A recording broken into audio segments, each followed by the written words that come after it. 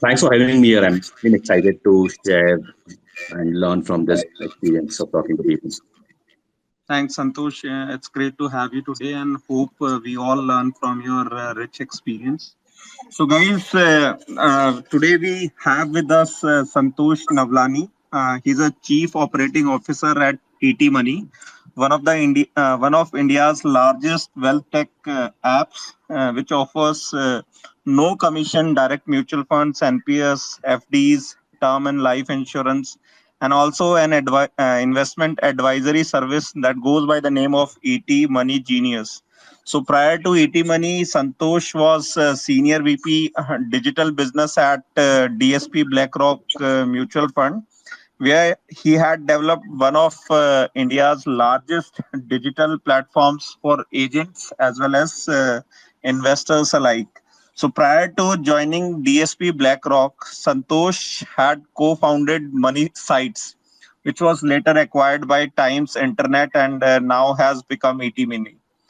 I will try to make the conversation as interactive as possible. So I would encourage our attendees to ask questions to Santosh, and hopefully you will surely gain out a lot out of his experience. So he'll be talking more data-backed things rather than simply talking like he normally avoids plain gyan. He always like to talk supporting with the supporting data. So, Santosh, a very warm welcome. Any opening note from your end? Yeah, Prince. So thanks for having me here. As you mentioned, I typically like to avoid talking from one size fits all approach. I guess investing is extremely personal, and I think as investors, most of us fail to apply our personalization to our investing strategies. And if we can learn to actually overcome that limitation, all of us can become successful investors compared to what we are, in my opinion, today.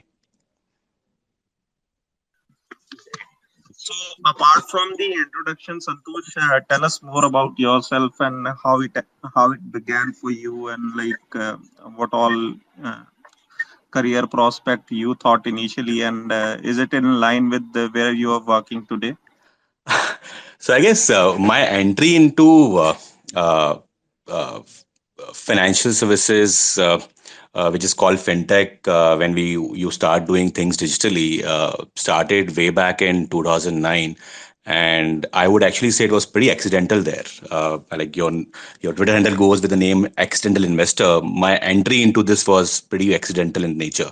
Uh, uh, I remember I was completely a kind of a student of finance and marketing during my B school, and started working in marketing and marketing consulting from 2006 to 2008, early 2009 as well. And to this entire process, I think being a student of finance, one got exposed to stock market way too early, and also burnt fingers big time in 2008 financial crisis.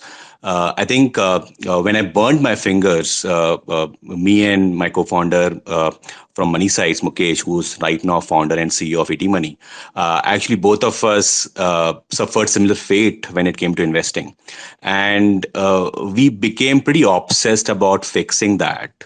And one of the most important insight that we learned for our failure as investors in those days was actually that whole world actually shouts a lot about when is time to buy or what you should buy, but nobody tells you when to sell. And the wealth is actually created on selling and not on holding.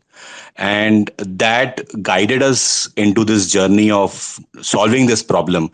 And I think we stumbled upon multiple problems. And while I don't believe that we are only solving that problem today, but that personal problem of not being able to create wealth by selling created a lot of failure, and that failure created our intent to solve this problem. And then over a bit of time, we've solved a problem where we define it as that ED Money's mission is helping people take informed financial decisions. We do a lot on investing, but over a period of time, maybe over through next decade, we will actually touch upon all aspects of one's finances. And I think if we are able to build tools, ways, content, apps, leverage technology and personalization, I think we can do a world of good and making most Indians millionaires, which possibly is actually quite easy. But we all think that is way too difficult to become multi-crorepati. So I think simpler things which we learned while solving the problem is what we make it part of it. But the core insight that led us to this entire thing was wealth is created upon selling, and a lot of that we do is also about how do we uh, identify when to sell. So those are my journeys to get into So those those are my things, and I think it's been a fun ride right from 2009 when we started Money Sights together, and I think we came into the market way too early. Before the word fintech was coined, we started Money Sights, and then both of us worked through multiple roles into the industry, outside of industry, and have been at ETMoney for over 8 years together. And I think we are adding enough value to the entire ecosystem of asset management in the country, and would love to continue doing that forever, in my opinion. Sounds great, Santosh. So, Santosh, like we are in an era where there is too much of information, too much of noise around. So, is it fair to assume when we say intelligent investing is to like making things simple for us rather than making them complicated? Of course, I think as Steve Jobs used to say, right, simplicity is the ultimate sophistication. And but I think it at the same time, being simpler or being simple is far too difficult in today's times. There are so much of intervention, noise, you know. Uh, Impulses that we all get exposed to. So it's very difficult to maintain simplicity. But one of the ways you can add simplicity to your investing process or generally in personal finance overall, not just in investing, is by having a plan. And uh, whenever you have a plan towards anything in life, be it personal, be it professional, you tend to possibly do far better than having random starts and stops. So I would say, while simplicity is the goal, the only way you can do that by is having a plan. And it's not that you need to write that plan and stick to it. Come, any kind of moment in life. It's more about having a broader framework towards how would you like to do things. And once that framework is set, I'm sure deviations of 10, 15, 20% here and there will always be there. But as long as you stick to the broad framework of doing things, I think you can simplify a lot about finances. Right. So, Santosh, normally I've seen people are clueless on what to do with money when they start working or when initially they have a cash flow. So, what would be your suggestion to those people? And the second part of this question would be like when one grows a sizable ticket size, so as to the idea is not just to grow the wealth, but so as to preserve it. So, what would be your advice to those? So, yeah. So I think uh, when most of us, I think I would go back to how I started, and most of the people that I interact with start, and we also observe a lot about this on ETMoney app, how people go about starting the investment journeys. I think one of the most common yet underappreciated start that we all are forced to do is is actually by, in at least the salaried world of organized employment, is actually thanks to our HR department or payroll departments, where you do get an update or email or some kind of deadline to submit your tax proofs, and you start running helter skelter to start your investing journey as a tax saving investment.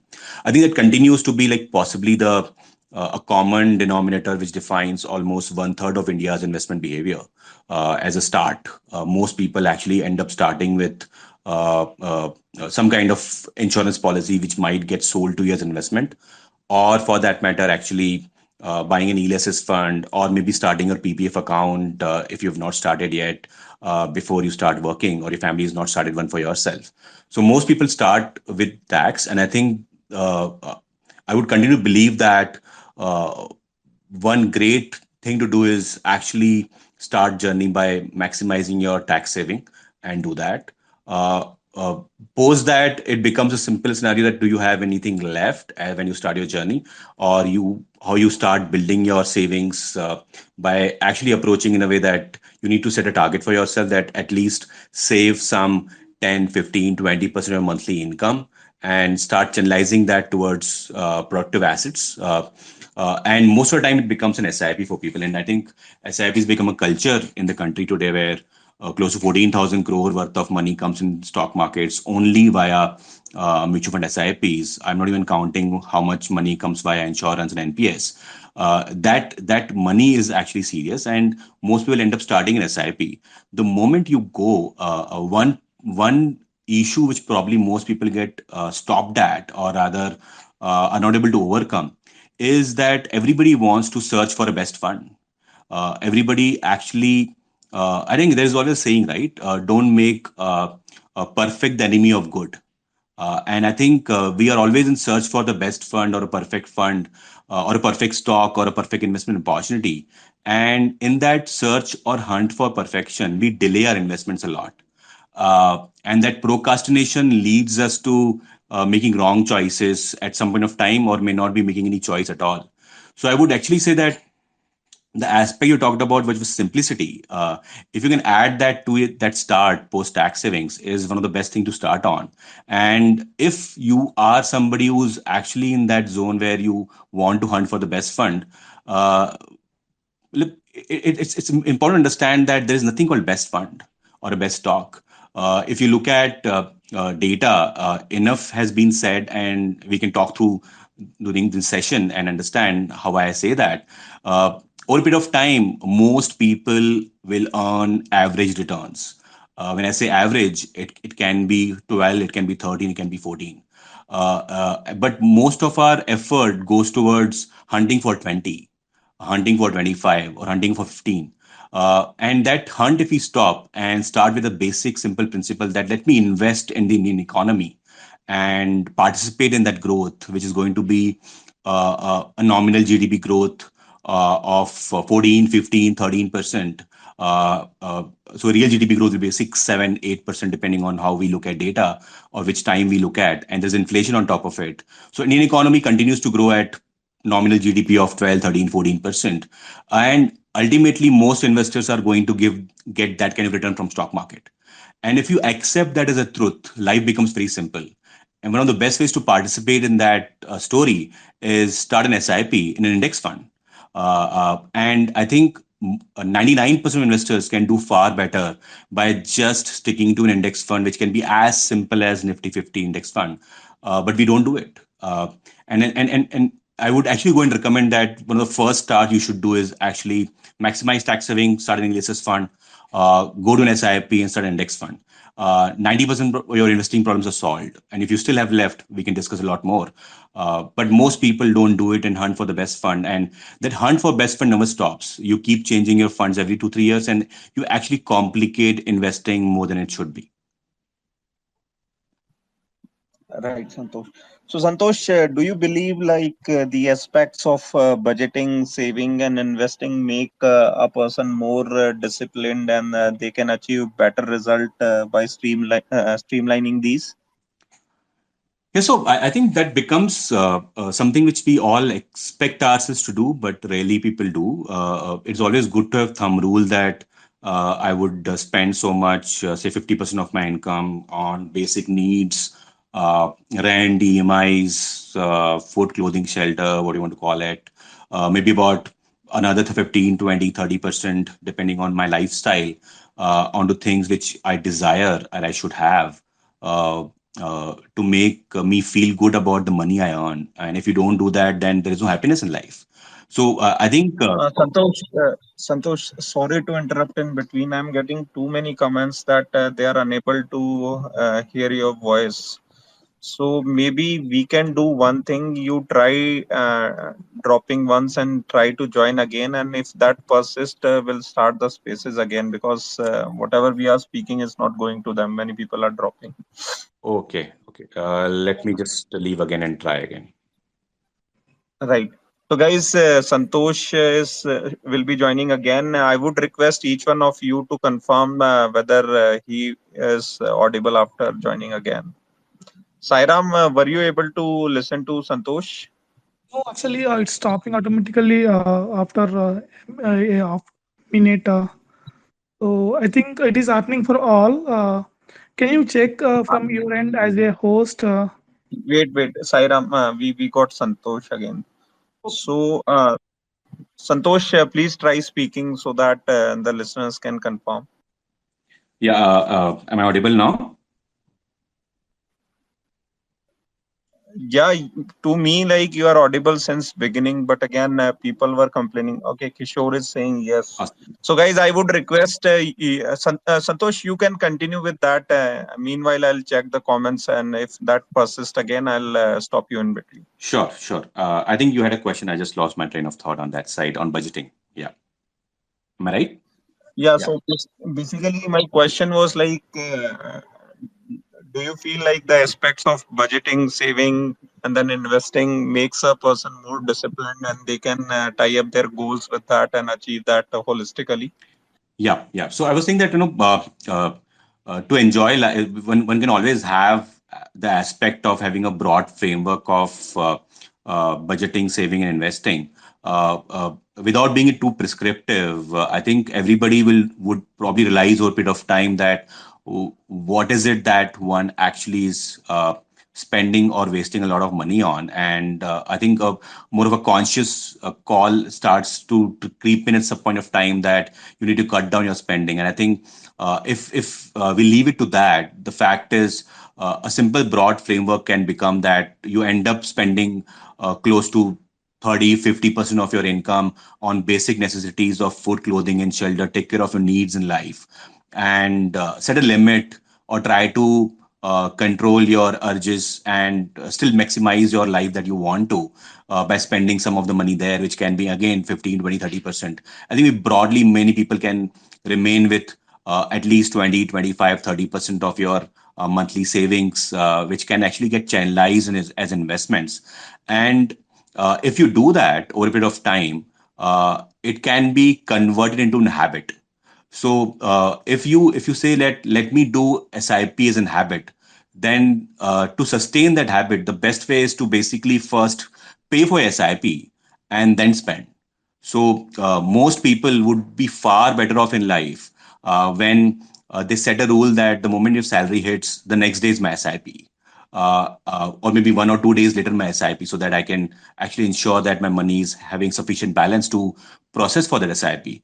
And I've seen that people who actually do SIP first and spend later actually tend to see the benefits of that SIP creeping in a very big way. I had a personal experience here where I was not doing any SIP in 2006 and 2007 years, but one of my friend who had a target to sell an SIP to as many people as possible, and he started one for me. Actually, was my roommate in my hostel, and that SIP actually was set in a way that it used to get debited in the beginning of the month.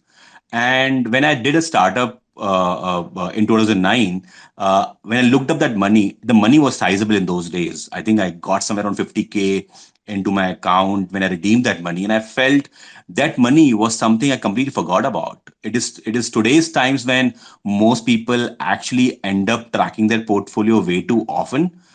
In those days, tracking was not something which was easily available. And because I didn't track that money, I didn't bother about money, I actually got a large corpus. Now, if you just hold on the idea that over a period of time, a few years, a sizable corpus can get created, that moment of truth can convert into an happiness. And that happiness can actually convert into an habit. And I think my journey of investing and reasonable success that I've got as an investor has been because the small moment of truth I got in 2009 is that if you do tiny savings every month over a period of a few years, that can grow a large corpus, and that happiness can make you a very disciplined investor. So the earlier you have that experience in life, the better it is for you. So the simplest thing is start an SIP in first week of the month and let it compound and don't touch it, don't track it.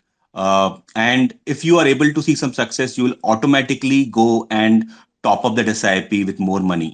And if you do that, I think most people can actually become financially free far early in life than they expect it to be. Right, Santosh. So, Santosh, the FIRE thing, the financially independent retire early, is a buzzword across the youth, especially. So, do you think that is the right approach to go about, or you have a different nuance to this? I think I'm a personal believer in that. I think maybe uh, it's not something which I look at as retirement where I don't do anything. It's about having financially uh, having financially uh, enough for yourself that you stop working for money. I think the biggest freedom that one chases is actually become the owner of your own time. When you're employed, be it self-employed, be it working in an organization, or for that matter in any capacity, you actually are renting out your time. And I think fire movement, or the approach towards becoming financially free early in life, is more about getting back your time, getting back control of your time. So I'm a believer in that. I think most people should be doing that. But it's very personal to be able to say that this is the rule of thumb you need to follow to become a proponent of fire, or a kind of a student of fire movement in that sense. I'm not a believer of cutting down today's expenditure so much that I'm only living for the future. So I don't buy that into that argument, but I buy into the stuff that uh, I would want to be have enough so that I become the owner of my time. I am, because I'm chasing my dream as an entrepreneur, but somewhere for larger population who actually are kind of not in that passionate role for themselves, and possibly are burning the midnight oil or working for someone, and are somebody who feel that they are not doing something which they want to do. For them, it's actually about saving enough so that you are able to pursue your passion in a way where you're not bothered about your paycheck or paying your bills. So I think it's about finding that control of time, which I believe in the fire movement for, but not necessarily that rule of thumbs that I need to follow and achieve so much corpus at 40, and then so that I can actually have a 4% withdrawal rule and reach some numbers every month. I think I don't believe in those calculations as such. Right, great. So, Santosh, we do one thing. Again, many people are dropping in the want of like the voice is breaking. I'll start again. I'll share the link. And for our attendees who are able to hear us, I would request them to join again.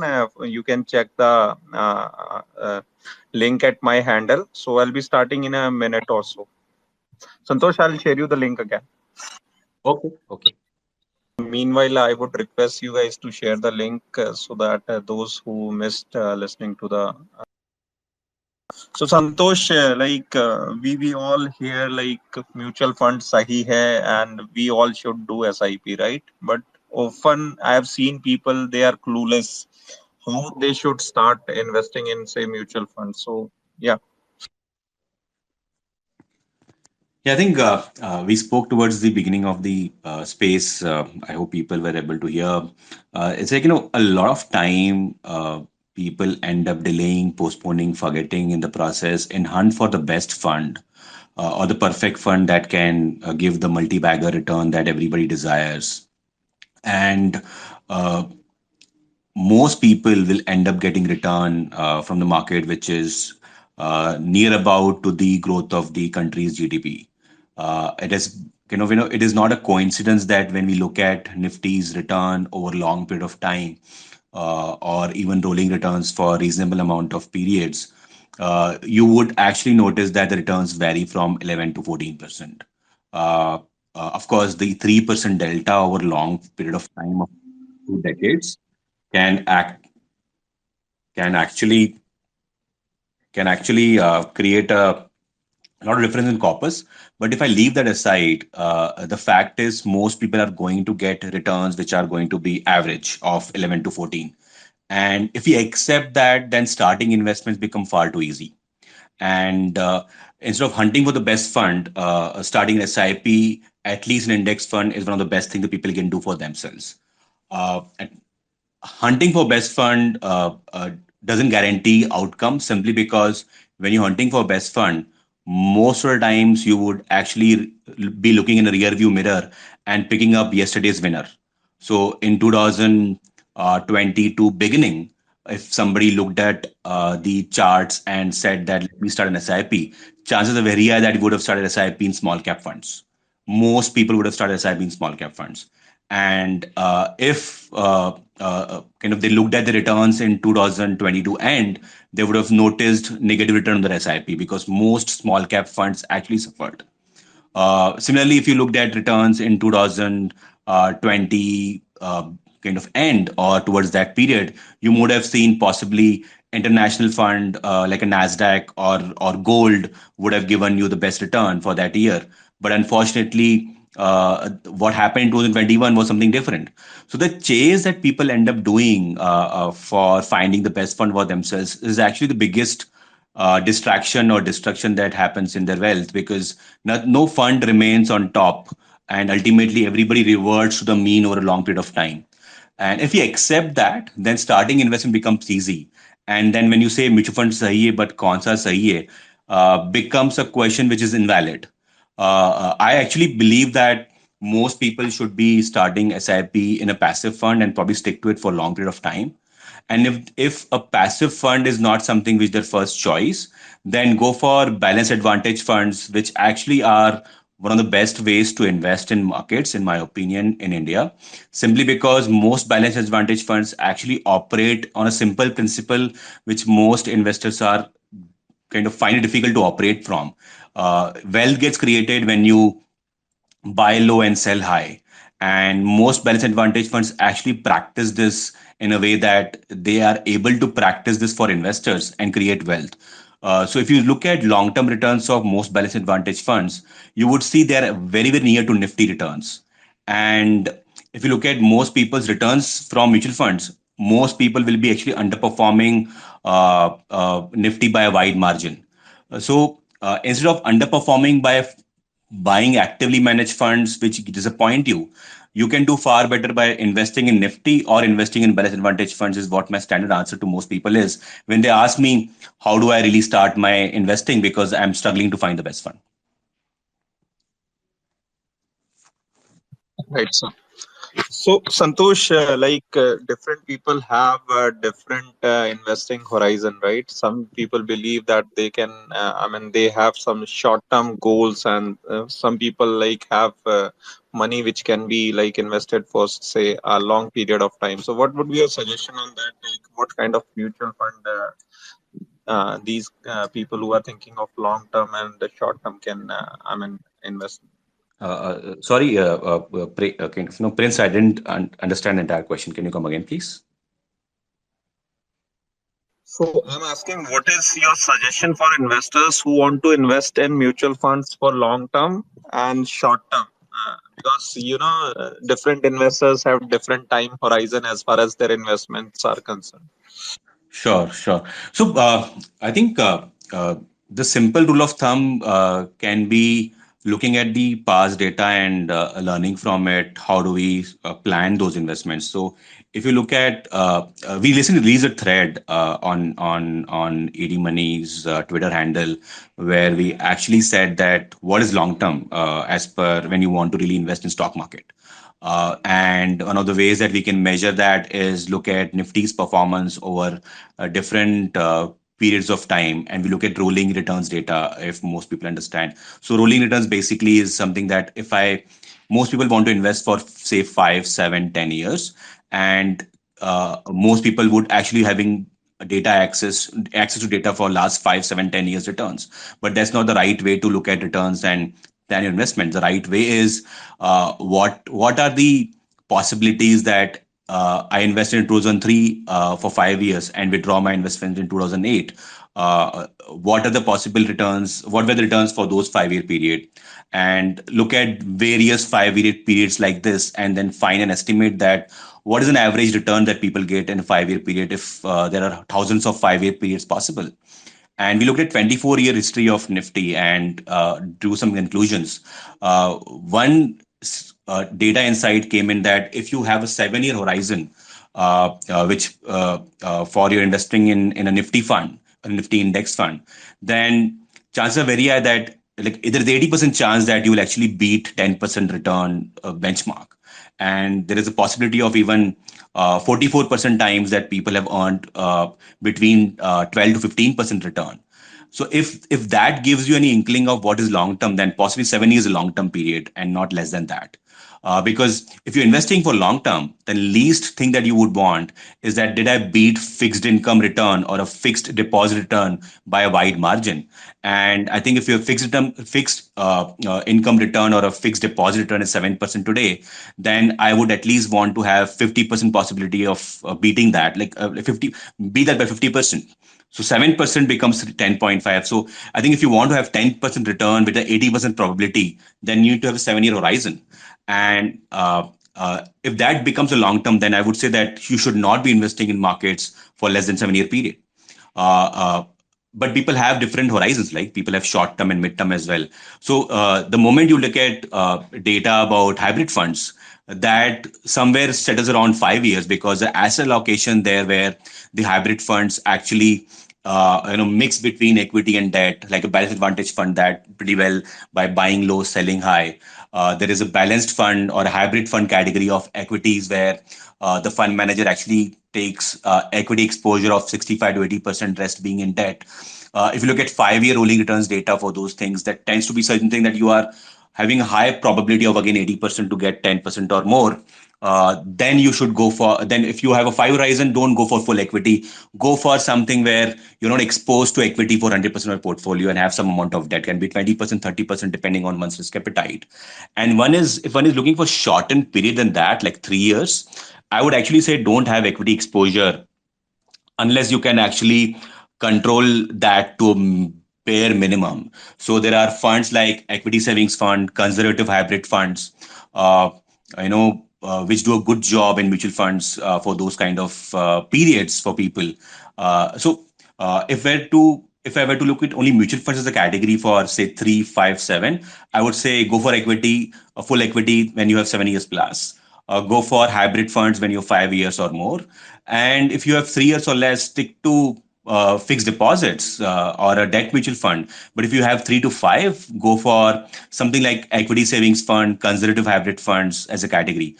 But the moment you go out of mutual funds, I think it becomes way too complex to take a decision on what to do for a 7-year investment. I don't think there is an easy way to pick up a stock and say that I will hold for 7 years, because I think stocks go in cycles. It is not something one stock performs forever. There is always an exception of HDFC, TCS, Infosys, but most people don't end up investing in large cap stocks because they want a quick return. So I can answer this question from perspective of mutual funds. It becomes far simpler.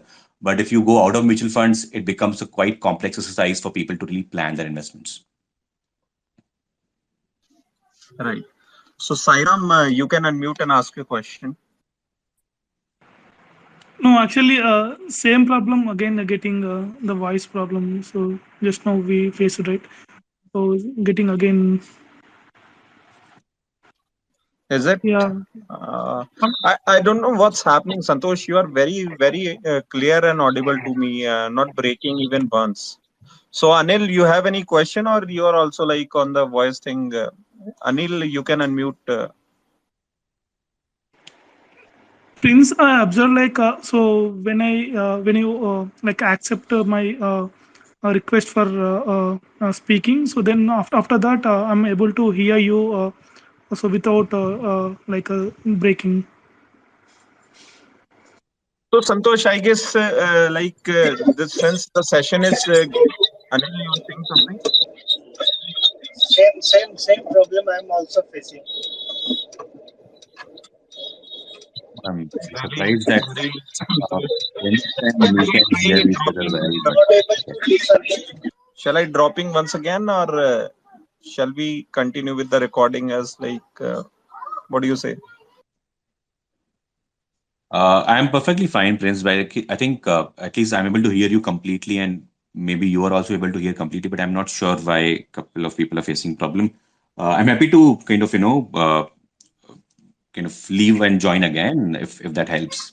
Yeah, actually, Santosh, here, so as a speaker, so without issues, we are able to hear you. But as a listener, getting the issue, the voice is breaking. Okay, so I'm not sure I can actually say it's Twitter glitch, but So Santosh, I guess we can like continue. I would be like since the session is recorded, I'll make sure that whatever we have discussed today reach to our audience who are unable to hear today. sure. I leave up to you, Prince, completely on that side. Yeah. Okay. So Santosh, like although you touched upon few points when it comes to do's and don'ts for beginners as far as mutual fund investing is concerned, but again, something more you want to add to it? Yeah, I think I guess we've probably been more focused about beginning the journey. I think investments are a lot more about investment management, and I think at least in my experience by observing people on ETMoney app and talking to investors on ETMoney, I've observed a few things which possibly can help investors get more returns. And one of the ways which is possibly most undermined is we all believe that at the time of like, typically most investors in India, uh, we would always be attracted towards markets when market starts doing well, and we would actually be completely uninterested in markets when markets are falling. So if you look at simple interest in the category of mutual funds, even on Google, and look at Google Trends data, you would see that the number of people searching mutual funds and wanting to invest in mutual funds starts going up when markets are doing well, as we have seen over the last 4 or 5 months since March when the markets turn around. And in 2022, most part of it, people were actually not interested in stock market. We looked at a lot of reports came in newspapers where NSE active investors went down, number of demat accounts went down, new brokerage accounts getting open went down. So I think first and foremost thing that we as investors can do is actually figure out a way that stay put in markets is more important. Like the principle of compounding or the formula of compounding actually gives you exponential numbers in terms of growth only because there is a time factor to it. The time is biggest determinant of returns. If you stay put, money follows, returns follow. But most people are not able to give enough time because what happens is their interest in the category is dependent on the last three, last six, last 1 year returns. And I think we need to move away from that, investors, if we want to succeed in that. One of the ways to do that, in my opinion, is actually practice something called as asset allocation in your portfolio rather than actually going all in equity when markets are doing well. And if we practice that we follow a broad framework based on our risk appetite, our horizon for specific goals, our investment amount for specific goals, if we follow some kind of formula to be able to do that, then what happens is people actually don't suffer surprises. So look at this, like in 2008, a world's best equity fund would not have saved you. In 2020, again, world's best equity funds would not have saved you. Somewhere in 2017, the best small cap fund would not have saved you because equities corrected big time. If you missed investing in gold in some part of 2022, you would not make up for return by investing in gold again. But what happens when you actually have a diversified portfolio across equity, debt, and gold, or even an equity and debt level? Then the experience that you would have from returns becomes far more smoother. And what happens is, as investors, we tend to stay put when we don't suffer from surprises, negative surprises. And if we practice that, then our duration becomes longer. And if a duration becomes longer, then compounding follows. I think one of the most basic tenet is what is this where we miss out. Like Warren Buffett has a simple rule, right? Rule number one: don't lose money, and rule number two: don't forget rule number one. And if, of course, there is no way to not lose money when you are in markets. It is impossible to prevent it, but it is a possibility that you can curtail the risk of drawdowns in your portfolio. And asset allocation way of investments is one of the best ways to do that. So I would actually say that buy time in the market rather than actually being interested in markets when markets are doing well. If we do this, most people can succeed as great investors, in my opinion. Dhaval's handle, and hopefully this time we won't be facing any such issue. And those who are joining, Tejas and Alok, maybe can confirm in the comment before we proceed with the discussion. So Tejas, you can comment so that we get to know whether Santosh, can you speak for a while so that I mean, Sure. So I can pretty much hear what Prince is saying, and I hope everybody else is able to hear me as well.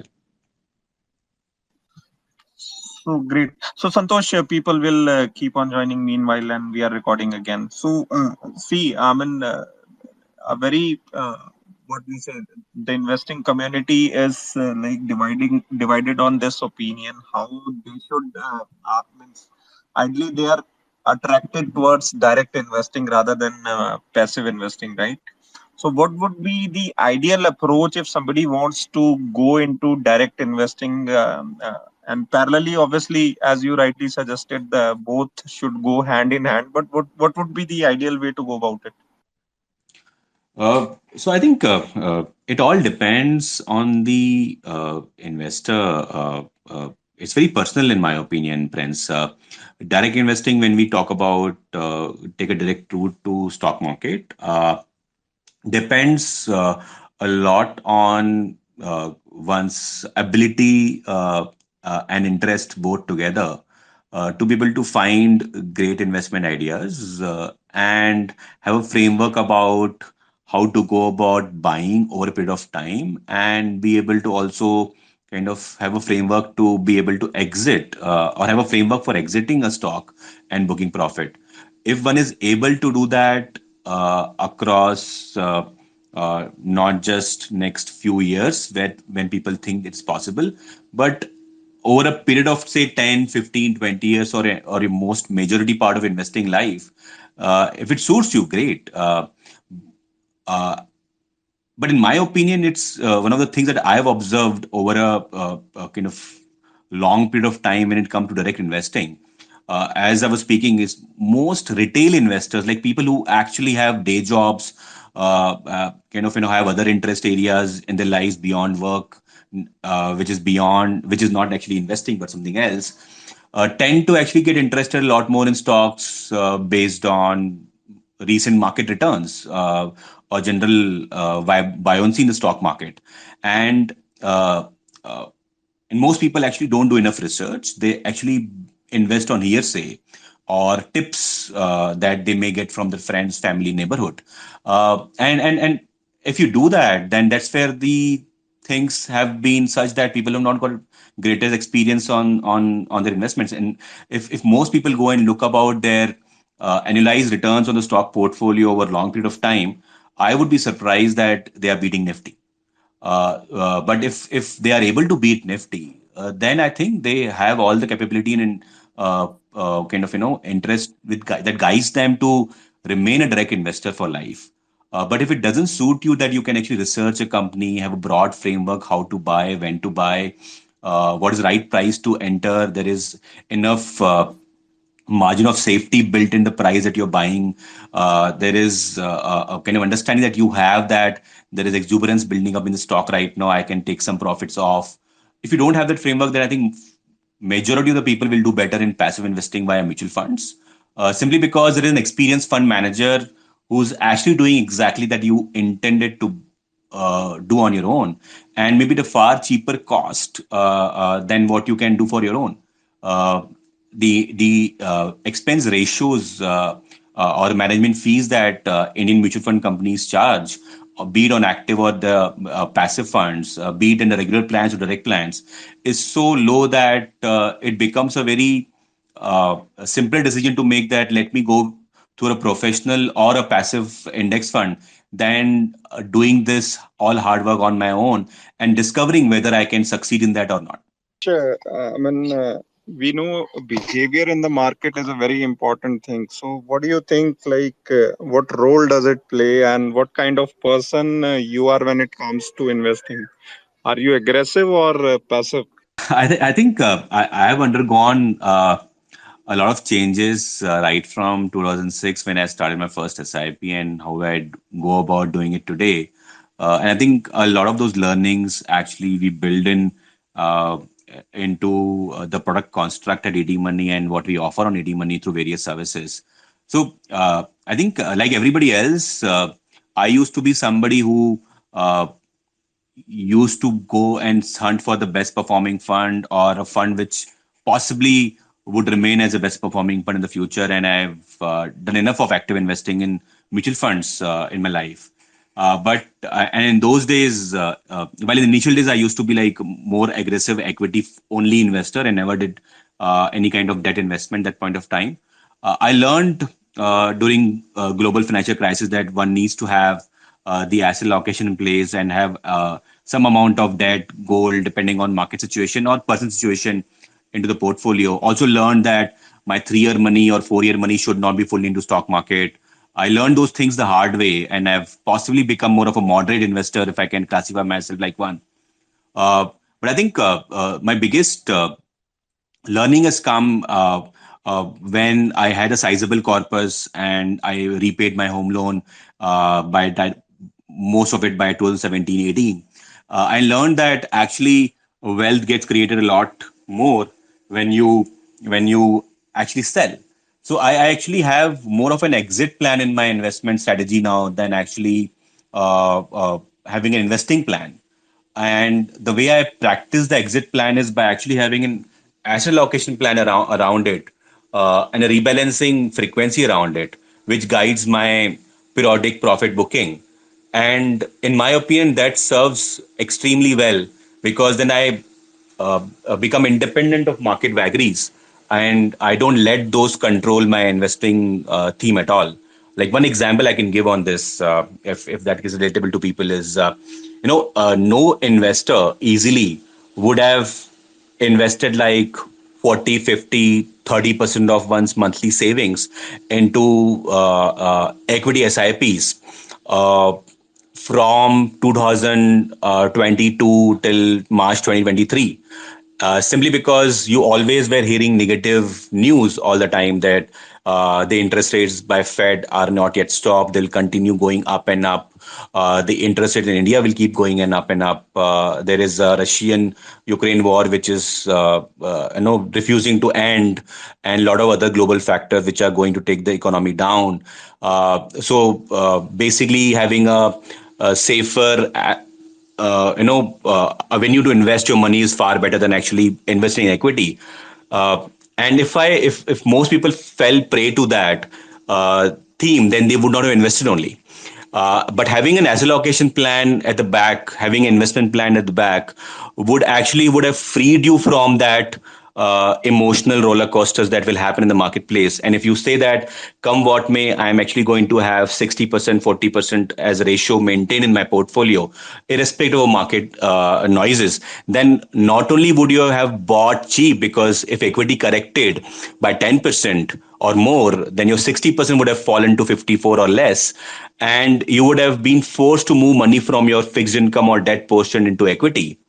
So by actually practicing asset allocation way of investing, you're forced to follow rebalancing. And if you basically do that, then you become far more disciplined investor and continue the long haul. So my approach is very simple that I seek less volatility in my portfolio than high returns in my portfolio. Because when I have less volatility in my portfolio, I tend to give more time to it. And if I tend to give more time to it, I make more returns. So I have actually kind of become a disciple of this belief these days for last many years, in fact, and possibly become going to be more hardcore follower of this as I retire in next decade or so. And I think uh, this is far better way for most people to invest than actually reading market news and finding the best fund all the time. Right, Santosh. So, Santosh, although you touched upon it, but what according to you is a simple strategy so as to beat professional investors? I actually don't think I have an answer to that, Prince, that how to beat professional investors. I think uh, one would one should possibly try to have a goal to have a possibly target in their mindset that they should achieve their financial goals. When you achieve your financial goals, you would not reflect upon that how much return you earned to reach that goal. uh, the happiness will be about achieving that goal. So that can become a far better framework to follow and possibly earn better returns than having the thing that I need to beat the professional investors or beat Nifty for that matter. I see many people that I want to practice direct investing because I want to beat Nifty. So that becomes more of a game, in my opinion, than actually a right pursuit of wealth creation. So let's take an example on this. That if I want to achieve a corpus of say 1 crore, typically uh, a 15,000 SIP or 15-year period yielding 12% return can get me a crorepati in 15 years, like as simple as that. I would rather say that let me be disciplined enough that I can have a chance to use market opportunities by practicing some kind of investment framework like dynamic asset allocation or asset allocation and rebalancing on a periodic basis to enhance my return that I can become a crorepati in 13 years instead of saying that I want to beat Nifty. So you can apply the same principle on multiple goals. A simple goal can be I want to achieve my first crore in X years. How much return I need to get, and I stay disciplined to earn that. I can have a goal that I want to basically buy a home or collate down payment requirement for my dream home in say next 7 years, and what is the corpus required. Let me go and achieve that before time if I can achieve that, instead of saying that I want to achieve certain return to achieve that. So having your eyes set on goal value and time period is possibly far more important than targeting a return in your mind. When you have a goal value and a time period, you would automatically know what amount of investment is required to be able to do that. And possibly the required return will set expectation that is it possible or unrealistic, and if it is possible, then you will stay disciplined to go and achieve it than actually going getting deviated due to market opportunities enough that you possibly take excessive risk in the portfolio and not even have a half a chance to reach that goal. So, Santosh, do you believe in the element of timing the market as far as passive investing is concerned, in the sense like market moves in cycles, right? So, at some point in time, investing, say, lump sum could be a better option. But do you believe that, or that is taken care of if our investing horizon is long? I think uh, lump sum versus SIP is kind of something which is a perennial debate, but the answer becomes far simpler if I ask a certain question on top of it, that what is time horizon?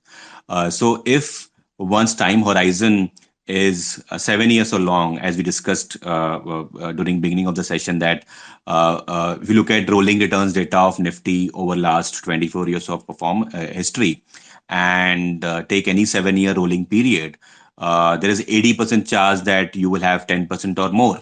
So if you accept that as a high possibility for the future as well, then doing a lump sum investment if you have right now will not be a bad call.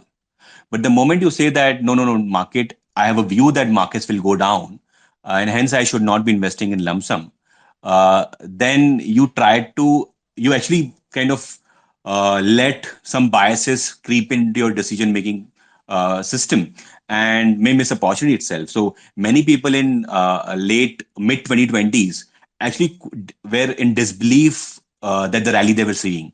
Everybody felt this is a liquidity driven rally and it will fall through, and hence I should be actually kind of keeping money in cash so that I can actually buy a lot when the market falls.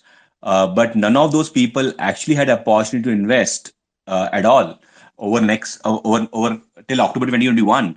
And even in October 2021, when the correction creeped in, the markets didn't suffer more than 19% correction, if I remember correctly. And most people were possibly be forced to buy into that correction at a higher price compared to what they would have got in 2020. So there is a saying in the marketplace that more money has been lost in waiting for correction than in correction themselves. So if you're an investor who actually has lump sum money right now and is wary of putting all money at go, do a 3 month SIP or a 6 month SIP or a 1 year SIP and let it fall through. You will not do bad for yourself. But as we have seen over multiple time periods, I think we did a study recently and we posted a thread on Twitter on the weekend, which actually was quite discovery for me itself that if you did SIP at market highs, the returns are in the region of 11 to 14%. You take all market highs over last 20 years, and you would notice that market makes a high every 3 to 4 years, and you start SIP that point of time. As long as you give SIP at least 3 years, chances are very high that you would have make about 11% or higher return. If you do an SIP at market lows, the returns again are 11 to 14%. And if you do SIP without looking at market lows or market highs and start SIP whenever you had money to put in, you would again still earn 11 to 14%. This simple magical insight actually goes to a very simple reality of how market actually create returns for investors. They create returns based on earnings. Earnings are dependent on revenues. Revenues again are reflected in GDP growth, and India's long-term GDP growth has been in the region of 7 to 8% plus inflation. And if most of the time Indian GDP has grown with 12 to 14% real nominal GDP growth, then it is reflecting stock markets return of 12 to 14% as well. So this entire debate of SIP in lump sum is more about one's comfort, in my opinion, to put large money at one go or break it down into SIP, rather than actually having a very data-oriented approach to it that what is the right thing to do given that you have money at one point of time. And of course, if you really want to have that kind of answer for yourself, you can personalize the entire thing to yourself and then look at a lot of market data. Like we do in ETMoney, we have a service called ETMoney Genius, which not just looks at your risk appetite and your time horizon, but also look at market conditions. And if you are somebody who can understand inflation, interest rate, price trends in marketplaces, and the correlation of all those things with valuations, a lot of things can happen and guide you that the right allocation to equity at this stage may not be 100%, but maybe 80%, maybe 60%. And if you follow that, you will still do better. So I think it all boils down to framework. Either you're an SIP believer or a lump sum believer. And if you're not none of them, you should be an asset allocation believer. But you need to be a believer in some framework to be able to generate returns than sitting on the sidelines and waiting for correction or trying to predict the market movements. So, any views on factor investing, especially like momentum investing, is very popular these days, and even the returns are considerably high. So, does that your investment advisory that it also covers that aspect, or like how you see it? Yeah, so we do cover. So let me first answer the sector specific question because probably it's shorter one. So at ETMoney, we actually believe that a lot of investors are not able to generate returns because they end up chasing the next big fund or a next best fund in the marketplace and keep churning their portfolio to destroy returns in the process. And this happens a lot more when you are a sector fund investor. So you would not be able to kind of time an entry and exit at the bottom and the top all the time. So there will be times where the IT sector will start doing really well, and every IT sector fund or a Digital India fund or something which is investing in digital technologies and IT will start doing well. There will be time when there is a kind of run up in pharma stocks and the pharma sector will start doing well. Same goes for banking and consumption and things like that. If you are somebody who can actually time your entry and exit really well, then go for sector funds, no problem.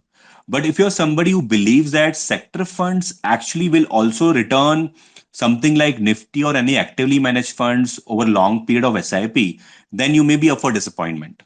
We looked at data and kind of, uh, recently we did a kind of AMA on Reddit, and I think we posted this answer with a lot of data where uh, if you looked at all sectors, or sectoral indices on BSE and SE, you would notice that the only two sectors which actually beat Nifty returns on SIP or lump sum over a long period of time are IT index and banking index. And if you look at the Indian economy, these two sectors actually contributed a lot to the growth of the country. IT has been the biggest exporter of kind of good services from India and earned possibly the highest forex revenue for the country. And same goes for banking. Banking contributes to the growth of the country by lending to kind of businesses as well as retail borrowers, which basically aids commerce and creation of value in the marketplace. So, barring these two sectors, no sector has actually been a great sector to do SIP on all the time. And if people don't see returns in SIP over 2 or 3 year period, most people give up very fast. And if you end up giving up, then your entire thesis to go in sector funds goes for a toss. So at some point of time, if there is a way that one can build a way to invest in sector based on the timing, which is what momentum is about actually, you can do really well. But if you're not, then stay away from it. Coming to your question on momentum investing, I think we at DD Money are big fans of factor investing as an approach, and I think momentum is one of the factors which actually has extremely long term consistent performance if you give time to it, not just in India but across globally. And we practice that in ED Money to some extent and under ED Money Genius when. Uh, Based on your risk appetite and time horizon, we recommend a strategy to you, and we allow option to investors whether they want to execute that strategy by buying a passive funds portfolio, or they want to go via stocks and ETF based way of investing. We use ETFs for debt and gold when there's time to actually put money in debt and gold, or for that matter, the signals that our model uses to be able to determine debt and gold. So the equity part gets managed by a combination of earnings growth and price momentum. And if you look at kind of live performance of that, it has been actually amazingly well.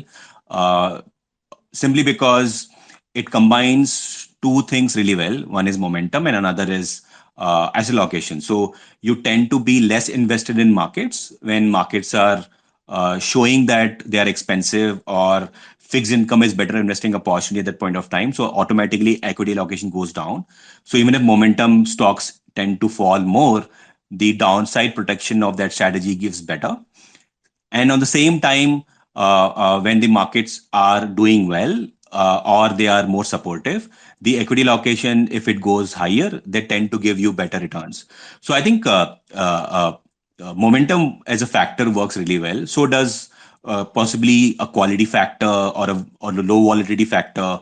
We are big fans of those things at ED Money, and we practice that as of now. But one thing to note, Prince, is very important that any strategy that you invest in, be it momentum, be it dynamic asset allocation, be it quality, you need to appreciate that there are cycles. Market actually go through cycles, and uh, if you want to generate returns, you need to give uh, time to be able to generate return over a cycle.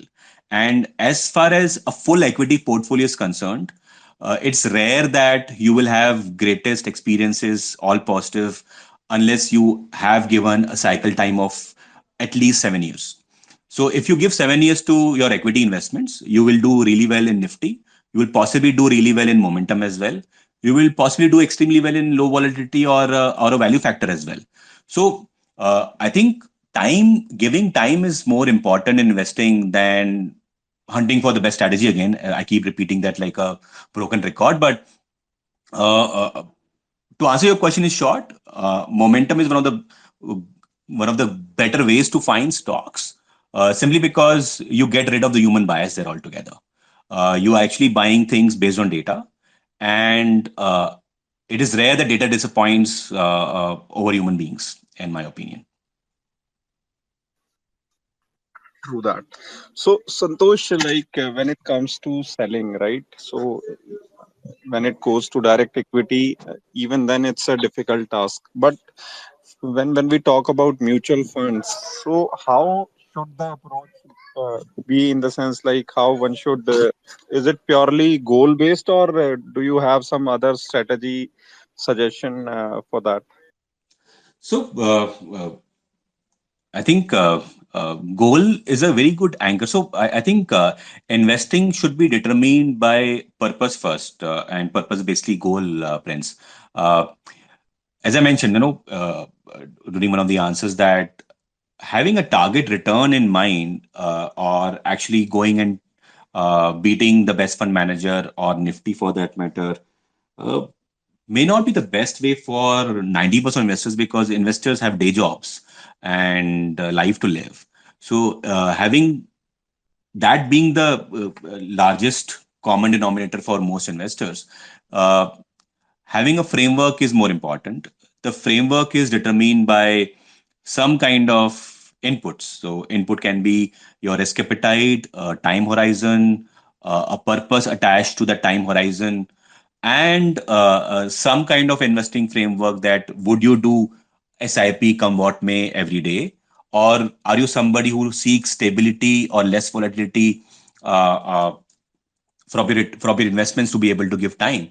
So I think understanding oneself is far more important, and the goals one has, before jumping on buying the best fund, is my simple answer. And I think uh, it's also about uh, having some kind of exit strategy in place, or I call it glide path as well.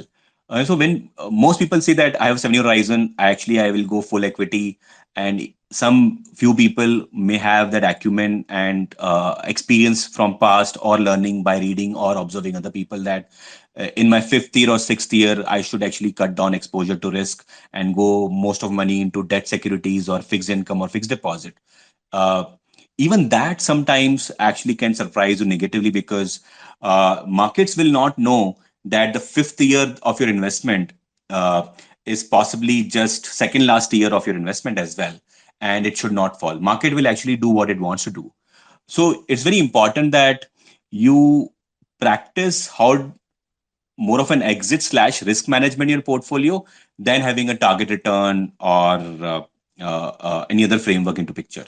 Because when you have risk management and exit strategy in place, you tend to become more loyal to your goal, and say you might cut down your equity exposure if you see handsome profits in your portfolio in fourth year, and say that let me put a large amount of money into debt, because I'm possibly in at a good probability that I will achieve my goal even with 7% return from here. Having that understanding and lack of greed is possibly one of the biggest factors to generate wealth and achieve goals, in my opinion. And I think at ED Money Genius, we actually practice that simply by following all these three things. We understand whether what is the risk appetite of the person, uh, a kind of a lot, some kind of dynamic score based on how you answer the assessment. Uh, the dynamic score actually determines what kind of risk that you can digest over investment, that can be for 5 years or 10 years or 15 years, depending on what time horizon you choose. And then we have a basically a dynamic asset locking strategy, where we ensure that we never cross the risk that you are able to tolerate.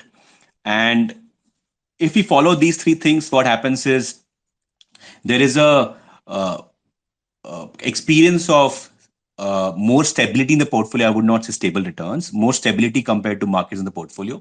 And if you do that, then you stick along. If you stick along, you give time. If you give time, returns follow. Like I keep saying that uh, returns are a function of time and not anything else. And more often, returns come in bunches.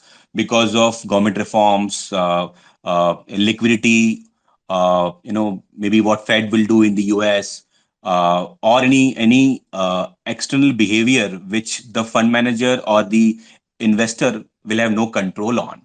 So uh, always trade for less volatility in your portfolio and have a sizable investment that can help you achieve that goal. Many people just do 5,000 rupee SIP and never bother to change their SIP. Uh, and that's where wealth never gets created. In today's times, 5,000 rupee SIP over a period of 3-4 years may not be able to afford you any meaningful outcome in terms of corpus. So it's important that you invest more in a less volatile asset than actually invest less in a high volatile asset. And I think we have a framework to be able to allow people to practice this way of investing via ETMoney Genius than anything else. Right, Santosh. So when we talk about rebalancing, so Santosh, is it fair to assume that takes care of the risk management and the other aspects also? I think it depends what kind of framework you're following for rebalancing. So the it's not always a yes that rebalancing controls risk. It tends to reduce risk for sure, but there's no certain answer for that, in my opinion. At ETMoney, we practice rebalancing for risk management. So uh, we don't have a straight answer that you should be 60-40 in favor of equity and debt for next 5 years. We don't follow that. Neither did we say that you should be 80 or 20. I think for everybody, depending on one's risk appetite and the time horizon, we also take market inputs by not timing it, by not having a view on markets, but by understanding the interplay of interest rates, inflation, price trends, and valuations, all four together, and basically form what is the most amount of equity that you can have in the portfolio so that you don't cross certain amount of risk. So, for example, if uh, we understand from your risk score that uh, you should not take risk beyond 12% in your portfolio if you're investing for, say, 7 years or less, then we would construct or recommend a strategy to you which is actually trying to follow that in practice, that at no point of time the variability in returns would be more than 12%. I think it's a bit complex for most people to understand that risk is not about drawdown or downside that you see in the portfolio. Risk is about what is the daily volatility that you see in a portfolio, the ups and downs in your portfolio, the ups and downs over which possibly can create noise in your head and make you exit early or invest more, which is detrimental. We say that commit an amount and uh, follow a portfolio strategy in a way that your portfolio never sees ups and downs beyond this, say, 12% range. If that is met, then you'll stay invested. And all the Genius portfolios are actually geared towards that approach. Right. So one last call for our attendees. We had some glitches initially, so couldn't take your request then. So just in case you have any questions, you can send in a speaker request, and I request Dhawal to approve that. So Santosh, if you recall your early days as an investor, so what have been your key learnings and mistakes to talk about? Yeah, so number one, which I think led to our accidental entry into investing space as such as entrepreneurs was about not having the understanding that only via booking profits, only via selling, you can create wealth. You cannot create wealth by holding the asset forever.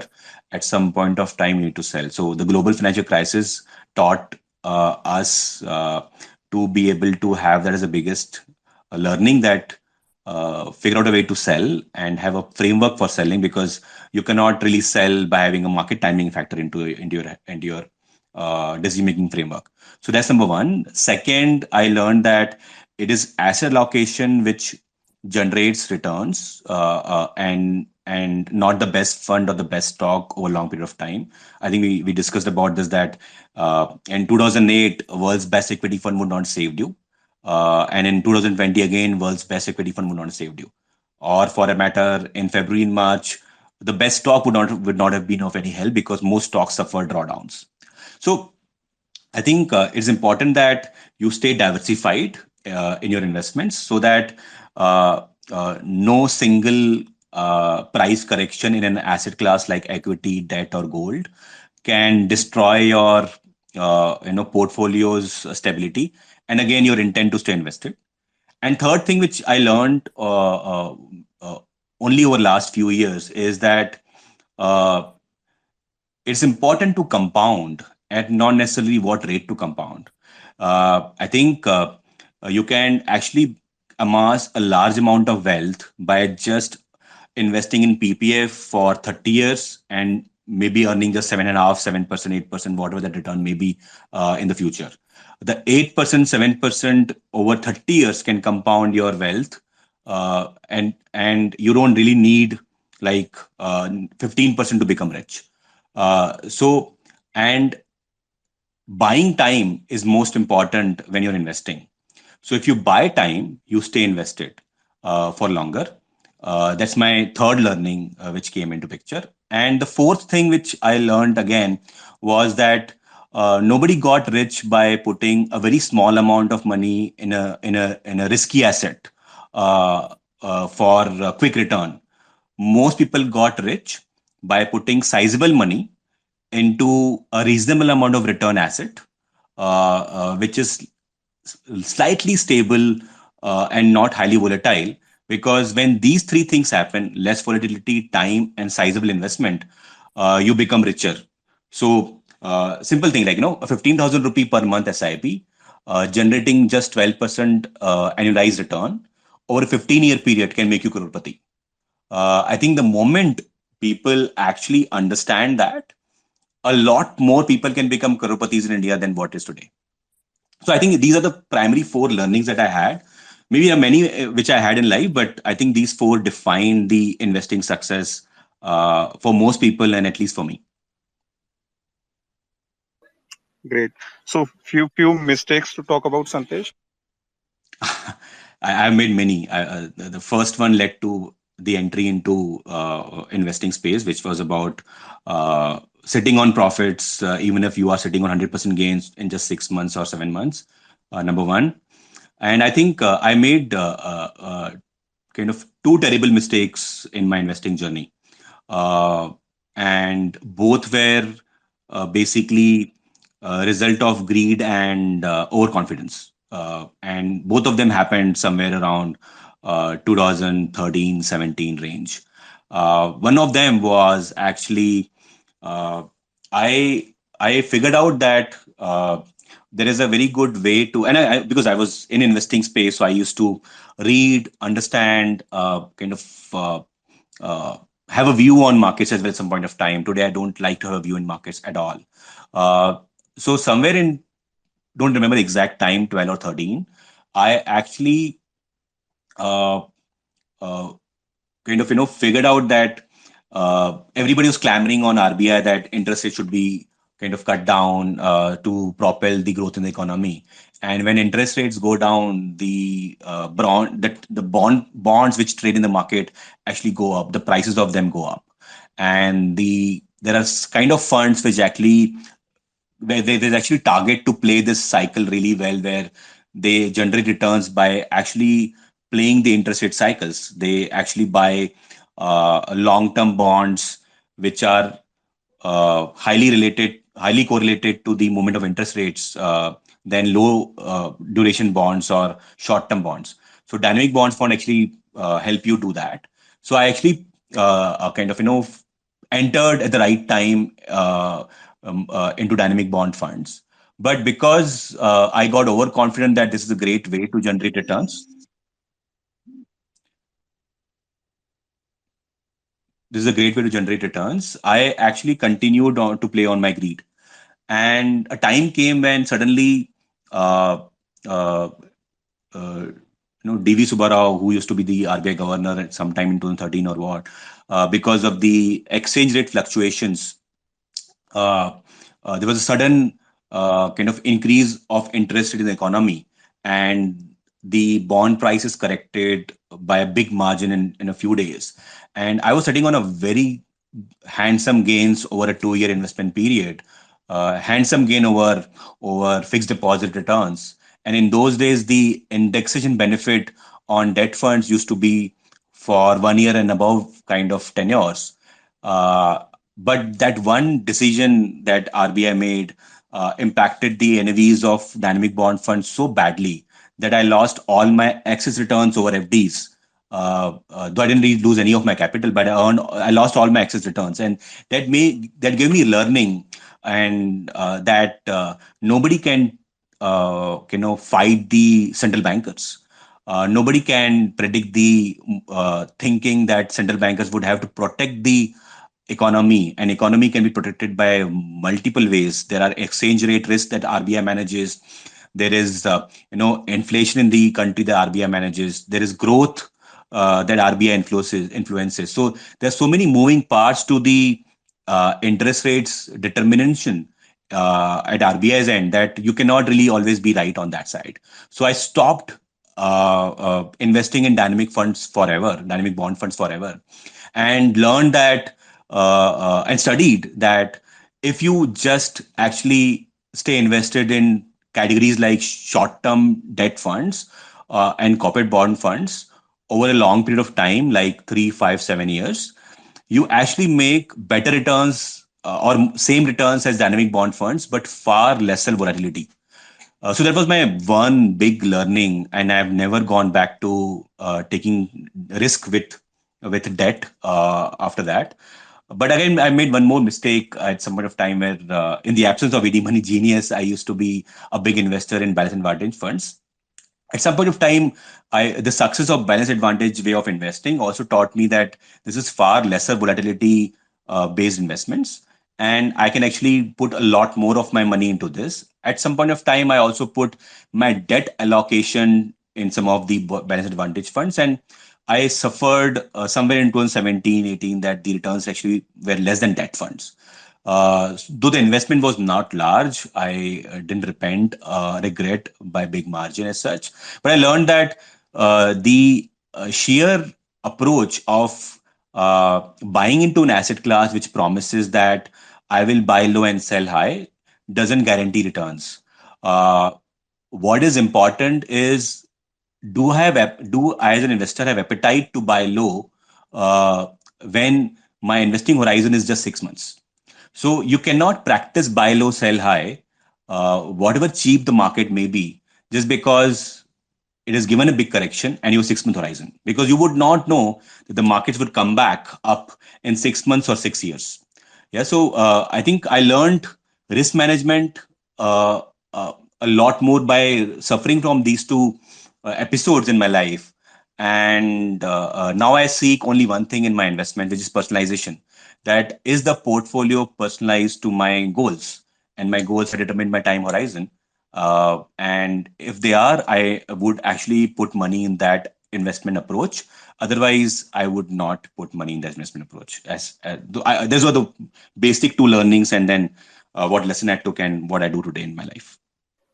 Great learnings from the mistakes. So, Santosh, we close with this question. So, how had been your journey from money sites to money ET money today? How had been the evolution? And yeah, if you would like to talk more about ET money. I think it's been probably the most amazing run that I would have expected as a professional. Maybe in 2009, we were way ahead of the market, as most people like to sympathize with us when money sites couldn't really see a very big outcome. But when I look at the journey which started ED Money around 2014, it's been possibly one of the most rewarding, because I think we came into the confluence of a country which actually was starting to believe in SIP, was open to investing in markets or equity for that matter. I think demonetization possibly give the biggest fillip for the financialization of savings as a movement in our country. And right from 2016 days till now, possibly the SIP book of the industry keeps going up month on month. We also got a kind of beneficiary of the movement towards digital, where a lot of people are more comfortable today to transact online, to be able to make payments online, uh, which has allowed us to do a lot of innovation on ETMoney app to increase access to investments via digital KYC, no easy payments via UPI, or for that matter, setting up recurring instructions for ensuring seamless processing of SIPs. I think the aspect of direct investing has been one of the biggest movement. I think 2008 when SEBI banned entry loads, there was a lot of chatter in the marketplace where uh, the team at SEBI had felt that the cost of investing should actually be so less that the returns because of saving of costs will be commensurate with people's patience and their worth of money. And that movement possibly started in a big way with not just entry load ban, but direct mutual funds in 2013. And I think we were running some analysis some time back where we looked at what is the excess wealth we have created for ET money investors because of offering direct plans and not regular plans on ET money. And I think the number was looking about 300 odd crore worth of excess realized as well as unrealized returns that ED Money has contributed since ED Money moved to direct. So I think we feel extremely happy about the fact that we've been able to generate that 300 crore worth of excess wealth for investors in India, democratize investing in mutual funds via SIPs. And right now we are leading the kind of wave by actually serving the investors to be able to guide their behaviors and investments in a way that they're able to give the most important input to their investment, which is in giving time via D Money Genius. So we are actually quite lucky to be able to contribute that much. Our goal, kind of, which was helping people take informed investing decisions uh, at one point of time now looks modified to a way that we try to aim to a bombastic goal that uh, our mission and vision would be achieved only when possibly we are able to impact 1 crore in Indian investors to become like multi-crore pati in their lives by the time they retire. So I think we work with that goal, and I think with the product suite that we have on ED Money app and the unbiased education that we do, the way our app is designed to help people take right investing decisions, be it via ED Money Genius or otherwise, I think we're doing a pretty good job on that side. We've also been able to launch NPS on the app. We are one of the largest distributors of NPS in the country and the largest digital platform which sells NPS in the country today. The lowest cost investment product for retirement savings in the world, in my opinion. One of the best and most underrated way to plan retirement, in my opinion, as well. We do that. We are pretty good with basically helping people buy really, really useful health and term life insurance policies on the app.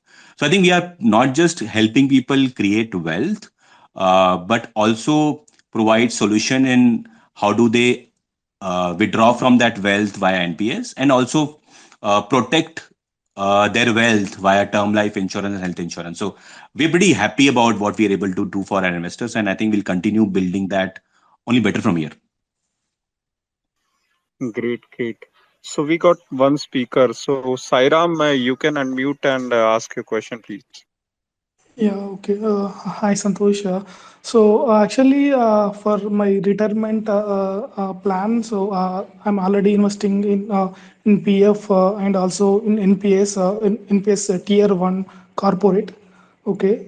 Actually, for both, so it is like under ITC tax, right? Tax saving, right?